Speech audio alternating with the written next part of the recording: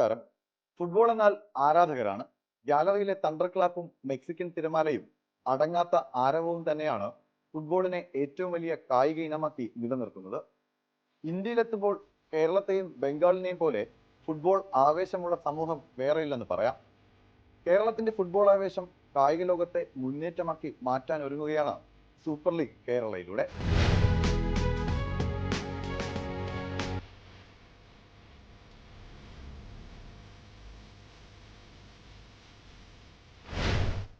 പാടത്തും പറമ്പിലും പന്ത് തട്ടി കാലം തീർത്ത ഒരു തലമുറ നമുക്കുണ്ട്.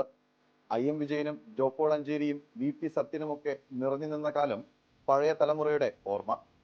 അവർക്കൊത്ത പിൻഗാമികളെ കണ്ടെത്താനാകാത്ത കാലം മറന്ന് ലോക ഫുട്ബോളിലേക്ക് മലയാളികളെ എത്തിക്കുന്ന സ്വപ്നമാണ് സൂപ്പർ ലീഗ് കേരളയിലൂടെ സംഘാടകർ ലക്ഷ്യമിടുന്നത്. ISL മാതൃകയിലാണ് സൂപ്പർ കേരള എത്തുന്നത്. 6 നഗരങ്ങൾ കേന്ദ്രീകരിച്ച് 6 പ്രൊഫഷണൽ ക്ലബ്ബുകൾ, 2 മാസക്കാലം നീണ്ടു നിൽക്കുന്ന കേരളക്കരയുടെ സ്വന്തം ഫുട്ബോൾ ലീഗ്. തിരുവനന്തപുരം, എറണാകുളം, തൃശൂർ, കോഴിക്കോട്, കണ്ണൂർ, മലപ്പുറം ജില്ലകൾ കേന്ദ്രീകരിച്ച് രൂപീകരിച്ച 6 ക്ലബ്ബുകളിലാണ് ആദ്യ സീസണിൽ കരുത്ത് പരീക്ഷിക്കാനെത്തുന്നത്.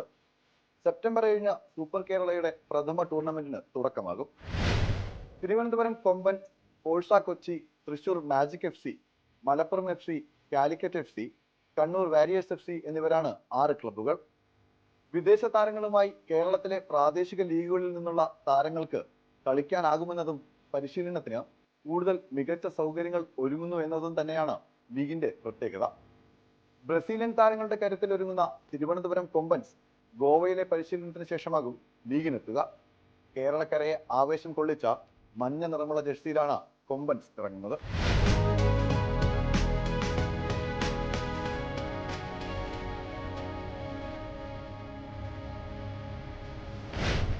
നടൻ പൃഥ്വിരാജിന്റെ ഉടമസ്ഥതയിലുള്ള ഫോഴ്സ കൊച്ചിയും മികച്ച തയ്യാറെടുപ്പിലാണ്.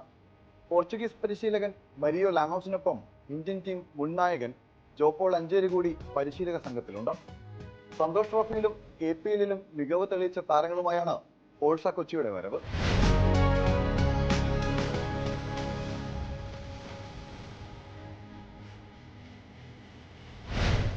ISL-ൽ കേരള ബ്ലാസ്റ്റേഴ്സിന്റെ നെടുന്തൂണായിരുന്ന CK വിനീതിനെ ഒപ്പമെത്തിച്ചാണ് തൃശൂർ മാജിക് FC ഒരുങ്ങുന്നത്. 3 വർഷങ്ങൾക്ക് ശേഷം പ്രൊഫഷണൽ ഫുട്ബോളിലേക്കുള്ള വിനീതിന്റെ തിരിച്ചുവരവ് കൂടിയാണ് ഇത്തവണത്തെ സൂപ്പർ ലീഗ് കേരള. സുരേഷ് ഗോപിയും നിവിൻ പോളിയും ചേർന്നാണ് ടീമിന്റെ ജേഴ്സി പുറത്തിറക്കിയത്.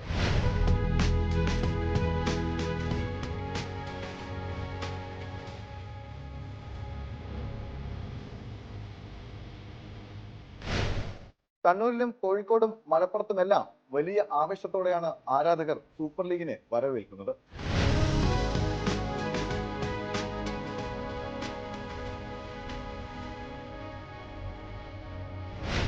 കേരളത്തിലെ താരങ്ങൾക്ക് വിദേശ പരിശീലകരുടെ സേവനം ഇപ്പോൾ കുറവാണെങ്കിൽ സൂപ്പർ ലീഗ് എത്തുന്നതോടെ കാര്യങ്ങൾക്ക് വലിയ മാറ്റമുണ്ടാകുമെന്നാണ് പ്രതീക്ഷ.